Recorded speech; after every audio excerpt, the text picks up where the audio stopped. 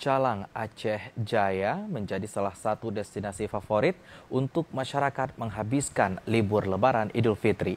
Keindahan pantai dengan hamparan pasir putih dan air laut yang jernih menarik banyak wisatawan, baik dari dalam maupun luar daerah.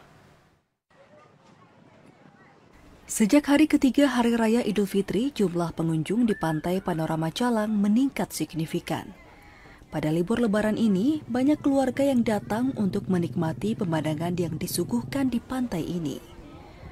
Selain menawarkan panorama alam yang indah, Pantai Panorama juga memiliki berbagai fasilitas seperti permainan air, banana boat, dan warung-warung yang menyajikan makanan laut segar serta kopi khas Aceh. Sehingga juga membuat para pedagang di sekitar pantai turut merasakan manfaat dari lonjakan wisatawan.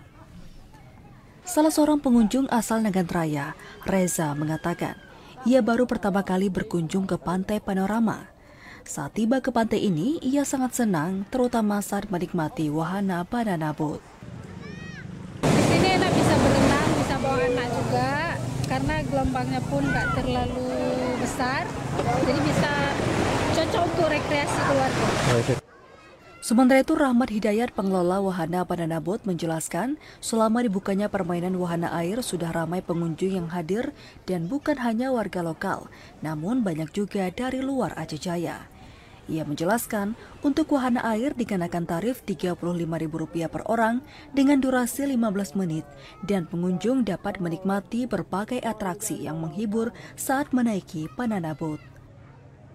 Alhamdulillah di Lebaran ketiga ini kita hari pertama membuka atraksi di Pantai Panorama, terutama atraksi banana boat dan donat.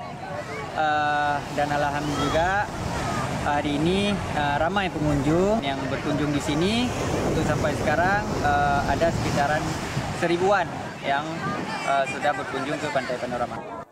Untuk diketahui, Pantai Panorama berlokasi di Kampung Panton Makmur, Kota Calang, dan dapat dijangkau dalam waktu sekitar 7 menit dari pusat kota. Dengan meningkatnya jumlah kunjungan wisatawan, sektor pariwisata di Aceh Jaya terus berkembang dan memberikan dampak positif bagi perekonomian masyarakat setempat. Dari Aceh Jaya, Musliadi, TVRI melaporkan.